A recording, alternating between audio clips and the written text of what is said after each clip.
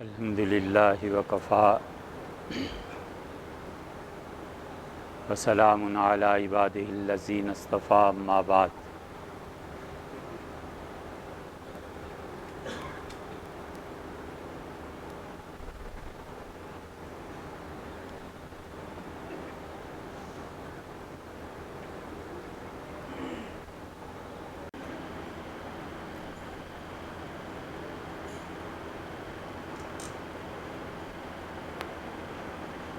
اللہ تعالیٰ کے فضل و کرم سے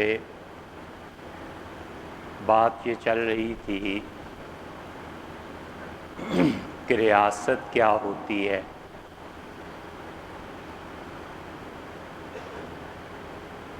اور آج دو موضوع زیر بحث ہیں۔ ایک تو یہی ریاست کے بارے میں کچھ ضروری باتیں آپ سے عرض کرنا ہیں، اور ایک عشرہ ذی الحجہ جو شروع ہوگا اس کے بارے میں۔ تو ممکن ہے وقت میں 5 منٹ زیادہ ہوں، اور ریاست کا جہاں تک تعلق ہے، دنیا بھر میں جتنے بھی افراد اجتماع کی صورت اختیار کرتے ہیں وہ آہستہ آہستہ ریاست کے سانچے میں ڈھل جاتے ہیں۔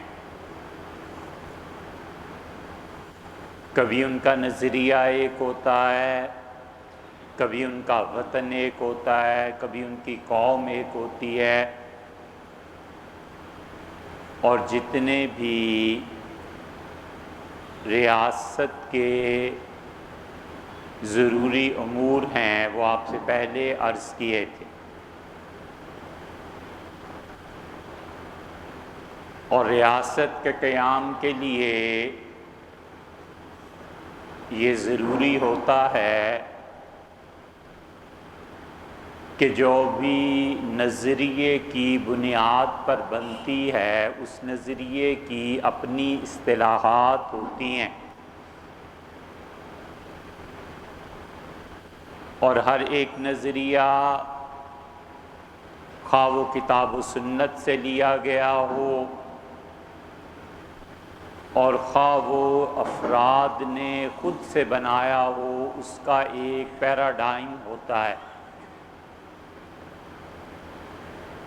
اور اس پیراڈائم میں یہ سب لوگ فلوٹ کرتے ہیں اور وہی اصطلاحات بولتے ہیں، اور ان کا فرد اور ان کا اجتماع دونوں کے دونوں اسی پیراڈائم کے مطابق دیکھے جاتے ہیں۔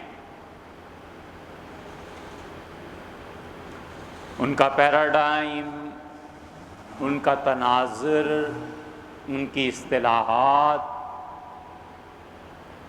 جس ماحول اور جس ذہنیت میں وہ سفر کرتے اور تیرتے ہیں، اس کی ایک بڑی مثال اگر آپ ابھی ماضی قریب میں دیکھنا چاہیں، حتیٰ کہ اب تک وہ گونج باقی ہے، وہ کمیونزم۔ کمیونسٹوں کا عروج، لینن اور سٹالن کا 1917 کا انقلاب، جسے اب 100 سال پورے ہوتے ہیں، اور پھر ان تھیوریز کو ہیگل کا فلسفہ اور کارل مارکس جیسے آدمی کا اس پہ تحریر کرنا، اور اس نظریے کی بنیاد پر ایک ریاست کا قائم ہو جانا، ان کے ہاں یہ سب اصطلاحات استعمال ہوتی تھی۔ مثلاً وہ یہ بات کرتے تھے کہ مزدور اور اس کی اجرت، وہ یہ کہتے تھے کہ غیر ریاستی وجود،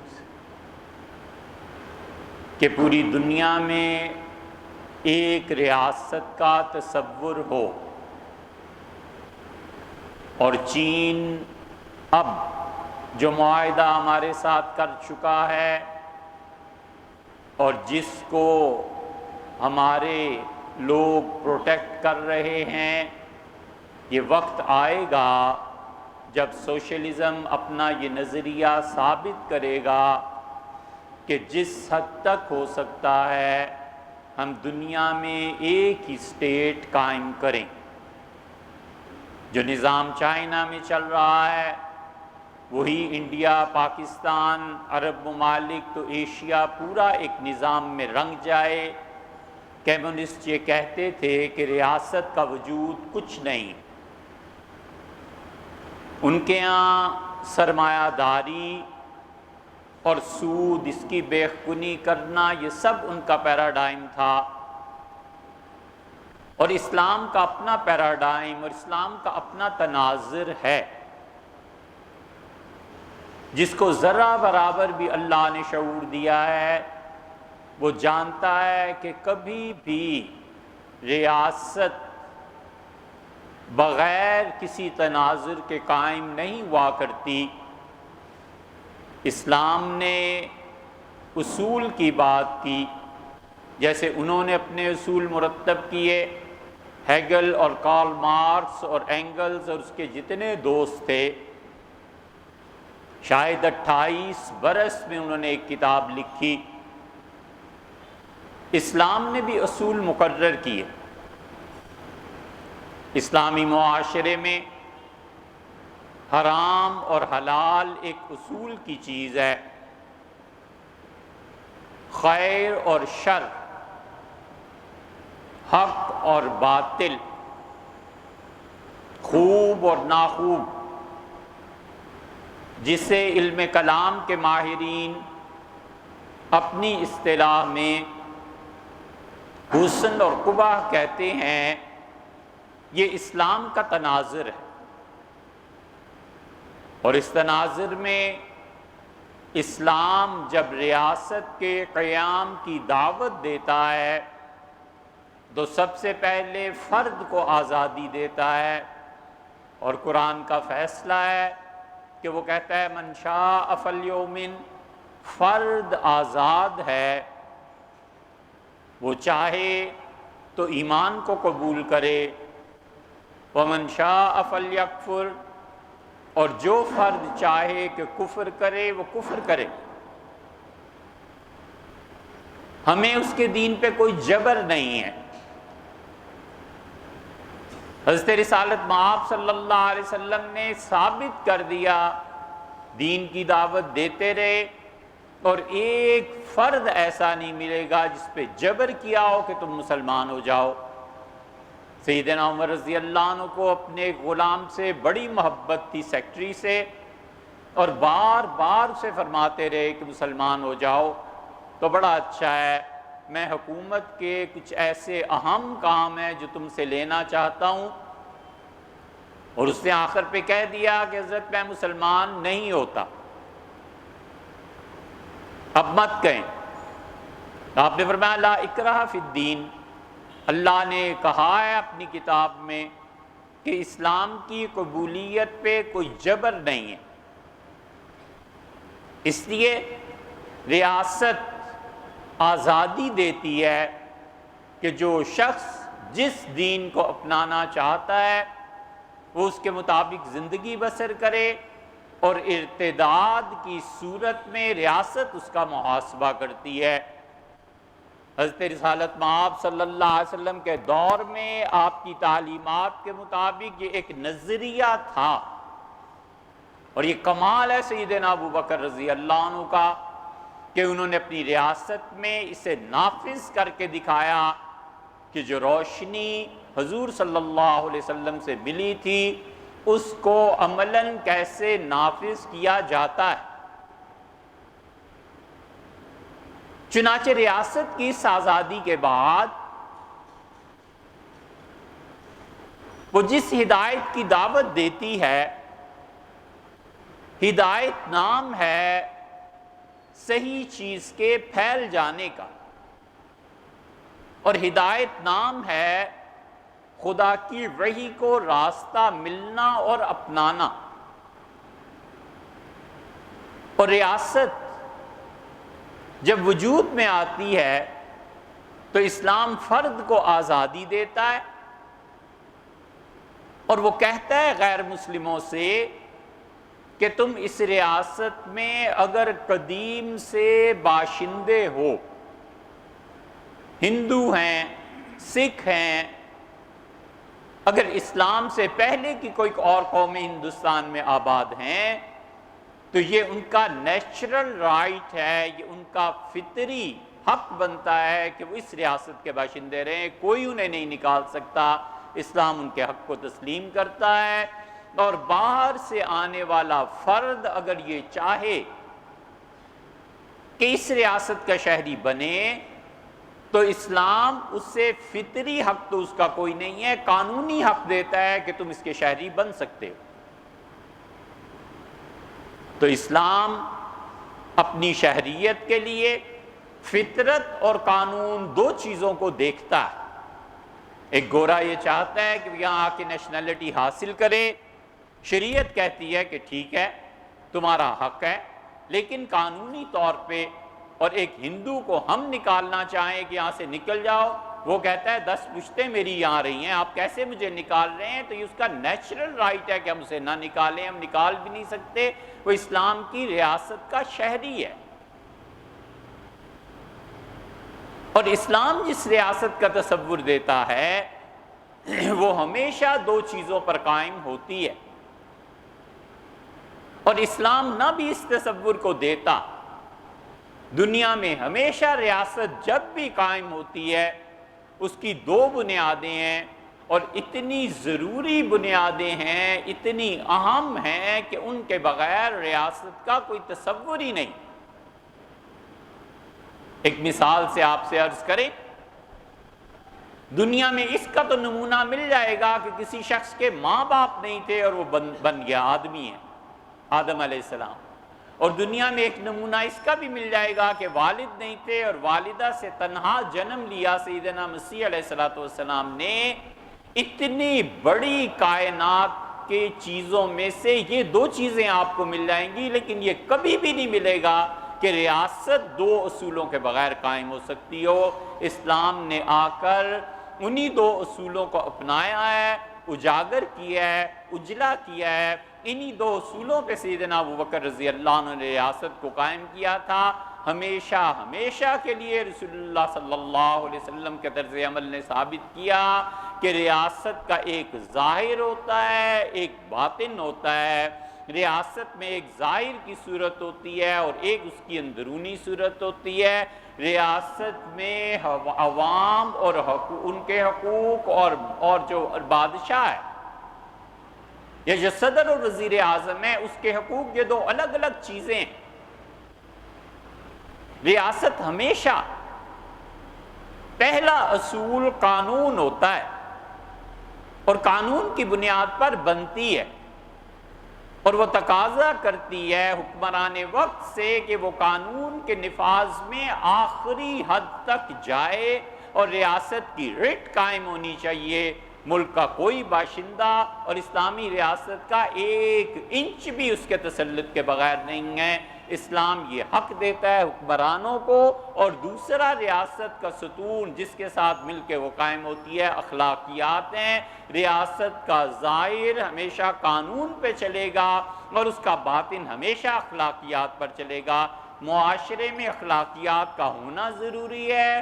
اگر افراد قوم کا مجموعہ اخلاقیات پہ مبنی نہیں ہے تو حکومت کا قانون ایک ٹکے کی حیثیت نہیں رکھتا. اور اگر حکومت کے ہاں انصاف اور قانون نہیں ہے تو ریاست کے باشندوں اور افراد کی اخلاقیات سب تباہ ہو جائیں. یاد رکھنا چاہیے جب بھی ان دو اصولوں میں سے کوئی ایک کم ہوگا ریاست انتشار کا شکار ہو جائے گی.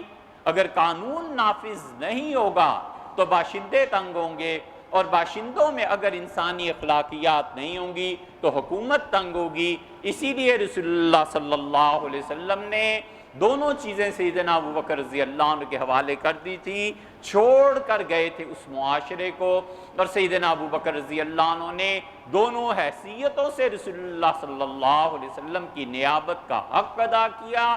انہوں نے عوام کو اخلاقیات بھی سکھائے، اسے بھی اجاگر کیا، اور دوسری طرف انہوں نے قانون کے نفاذ میں اتنی شدت اختیار کی کہ سیدنا عمر رضی اللہ عنہ جیسا آدمی ایک موقع پہ دہل گیا، اور صحابہ کرام رضی اللہ عنہ ایک طرف ہوئے، مگر حضرت ابو بکر رضی اللہ عنہ کا مجھے خدا کی قسم ہے مدینہ منورہ میں رسول اللہ صلی اللہ علیہ وسلم کی بھیڑیے کی بیویوں کو بھیڑیے آ کر اگر کاٹنے لگیں تب بھی میں اس قانون کو نافذ کر کے رہوں۔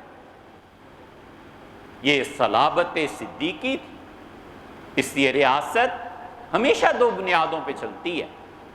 عوام میں اگر اخلاقیات نہ ہو، چھوٹے بڑے کی تمیز نہ ہو، اور ان کی زبان گالیوں پہ مشتمل ہو، اور بات بات پہ عوام جھوٹ بولتے رہیں اور جہاں چاہیں تھوک دیں، انہیں اتنا ادب اور طریقہ نہ آتا ہو کہ مسجد سے اگر نکلنا ہے تو جوتے پہلے زمین پہ رکھ کر پھر اس کے بعد پہننے ہیں۔ اگر وہ جوتے پھینکنے لگ جائیں اور نمازی ڈسٹرب ہو رہے ہوں جو اندر نماز پڑھ رہے ہیں، جن میں اخلاقیات اس حد تک گرے ہوئے ہوں، وہ جب کہتے ہیں اسلامی قانون اسلامی قانون اسلامی قانون، تو اس سے زیادہ اس کی کوئی حیثیت نہیں رہتی کہ ایک نامرد لڑکا جو قوت مردانگی سے محروم ہو اور بار بار شادی کی رٹ لگاتا رہے۔ یہ واضح ہے نا، بالکل مثال سمجھ میں آتی۔ جن عوام میں اخلاقیات اتنے گرے ہوئے ہوں کہ وہ 10 سال اپنے غصے پہ قابو نہ پا سکیں، اور جن کے اخلاقیات اتنے گرے ہوئے ہوں کہ وہ روزانہ جا کے بیوی کے فون کو چیک کرتا ہے، اور بیوی شوہر کی غیر موجودگی اور موجودگی میں دھوکہ دے کے چیک کرتی ہے کہ کس کس لڑکی سے اس نے باتیں کی ہیں، ذرا برابر شوہر اور بیوی کا ایک دوسرے پہ اعتبار نہ رہے، اس معاشرے میں اسلامی قانون نافذ ہو۔ سبحان اللہ، کیسی باتیں کرتے ہیں۔ عوام میں اخلاقیات کا فقدان اور حکومت میں انصاف کا فقدان، یہ دونوں چیزیں جب تک رہیں گی تب تک کچھ نہیں ہو سکتا۔ اسی لیے واضح طور پر مفتی، علماء دین، عالم دین وہ حکومت کے ساتھ رہے کہ تم انصاف کو پورا کرو، اور صوفیاء کرام خانقاہوں میں بیٹھ کے تربیت کرتے رہے عوام کی کہ تم انسانی اخلاقیات کے معیار پہ پورے اترو۔ یہ دونوں چیزیں لازم و ملزوم ہیں۔ جب تک ایک چیز بھی کم رہے گی کبھی نہیں ہو سکتا کہ اسلامی حکومت اور اسلامی ریاست وجود میں آئے۔ اب کیا لوگوں کو یہ چاہیے کہ ایک امیر المومنین ان کے ساتھ ہو، یا ان کے ساتھ فرشتہ ہو جس کے ہاتھ میں جوتا ہو، جو یہ سمجھائے کہ یار اس طرح نہیں تھوکا کرتے، ہر جگہ کو گندا نہیں کیا کرتے؟ کراچی چلے جائیے، یہ پان کی پیک آپ کو ہر جگہ نشان نظر آئیں گے۔ یہ کیا ہے؟ آپ کے نیشنل ہیروز کرکٹ کے میدان میں کھڑے ہوتے ہیں اور بے دھیانی میں تھوک دیتے ہیں یا دھیان سے تھوکتے ہیں۔ یہ انسانی اخلاقیات ہیروز کے ہیں۔ اس لیے ہو نہیں سکتا کبھی بھی کہ معاشرہ وہ اخلاقیات سے عاری ہو، جہاں چھوٹے اور بڑے کے سامنے کتنی آواز سے بولنا ہے اس کی تمیز نہ ہو،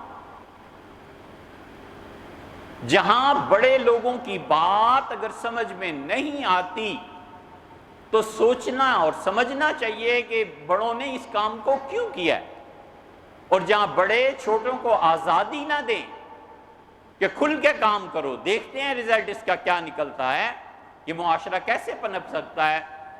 بدر میں شامل صحابہ کرام رضی اللہ عنہ نے سیدنا عمر رضی اللہ عنہ سے کہا کہ امیر المومنین آپ اپنی مجلس میں لڑکوں کو بٹھاتے ہیں اور لڑکوں سے مشورہ کرتے ہیں، اس کی کوئی خاص وجہ ہے؟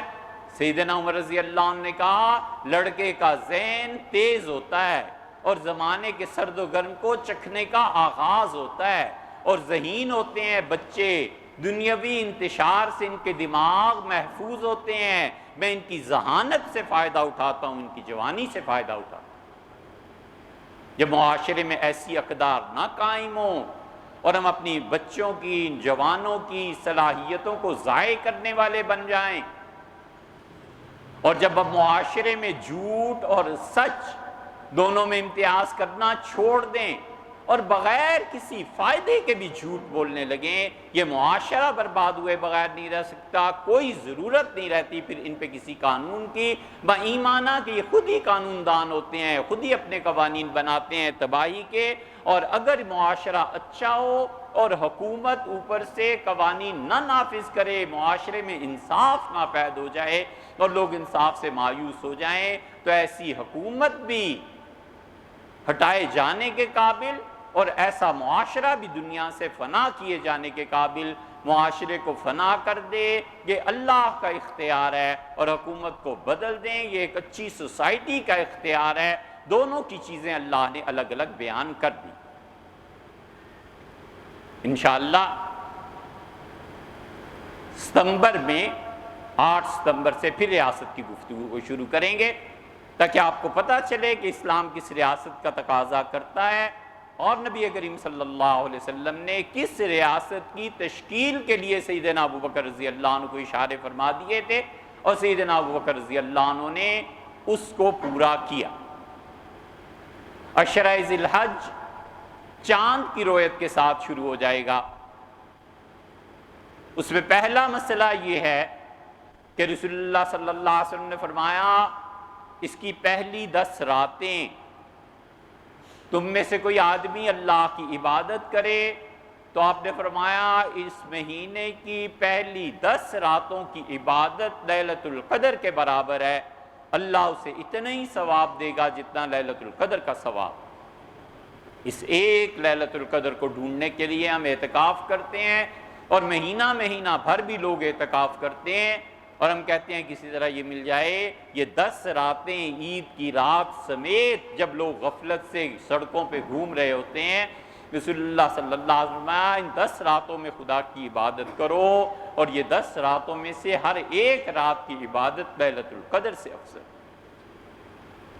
دوسری بات رسول اللہ صلی اللہ علیہ وسلم نے فرمائی 9 روزوں کے متعلق، آپ نے کہا ان میں سے 8 روزے یکم ذی الحج سے لے کے 8 ذی الحج تک، آپ نے فرمایا ہر ایک دن کا روزہ 1 سال کے نفلی روزوں کے برابر ہے۔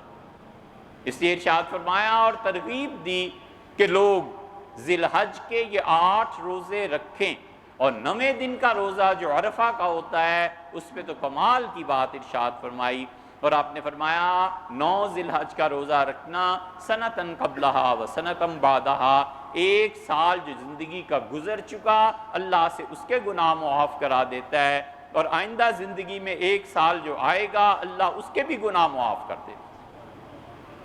زندگی کی گارنٹی دی ہے، 1 سال زندہ رہے گا تو گناہ ہوں گے نا، یہ فرمایا کہ اگلے سال کے گناہ بھی معاف ہو جائیں گے، زندگی کی گارنٹی بھی گویا دے دی رسول اللہ صلی اللہ علیہ وسلم نے کہ 1 سال کے روزے، ایک سال پچھلا جو گزرا اور 1 سال جو آئندہ گزرا۔ ایام تشریق 9 ذی الحج کی صبح سے لے کے جتنے ایام تشریق ہیں، ہر فرض کے بعد مرد اور عورت، مسافر اور مقیم سب برابر ہیں، اور واجب ہے کہ وہ 1 مرتبہ تکبیر پڑھیں کہ اللہ اکبر لا الہ الا اللہ واللہ اکبر وللہ الحمد، چاہے جماعت سے نماز پڑھے چاہے تنہا نماز پڑھے۔ تیسرا حکم اس عشرہ ذی الحجہ کا یہ۔ چوتھا حکم یہ ہے کہ رسول اللہ صلی اللہ علیہ وسلم نے فرمایا ذی الحج میں کثرت سے تکبیر پڑھو۔ پہلے 10 دن جو ہیں ان میں آدمی کو چاہیے کہ 100 مرتبہ 1000 مرتبہ روز کا مقرر کر لے اور اللہ کی تکبیرات پڑھے، اللہ اکبر لا الہ الا اللہ واللہ اکبر للہ الحمد۔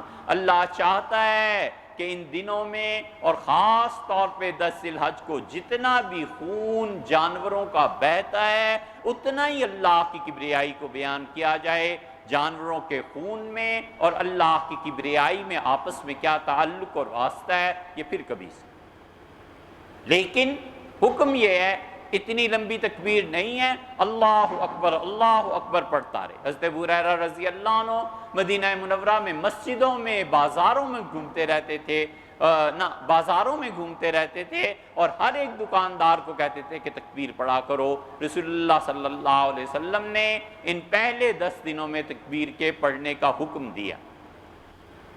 جس آدمی نے بھی قربانی کرنی ہے اس کے لیے یہ فرض اور واجب نہیں ہے، رسول اللہ صلی اللہ علیہ وسلم نے اس کے لیے ضروری قرار نہیں دیا، لیکن اسے چاہیے کہ وہ فعال کے طور پہ اپنے جسم کو سالم رکھے، کہ جس طرح اللہ نے میری قربانی کو قبول کرنا ہے، اللہ سالم مجھے بھی قبول کر لے، جس طرح بکرے دمبے قربانی کے جانور میں کوئی کمی نہیں ہے، مجھ میں بھی ان 9 دنوں میں کمی نہیں ہونی چاہیے، اس لیے نہ اپنے ناخن کاٹے اور نہ بال کاٹے۔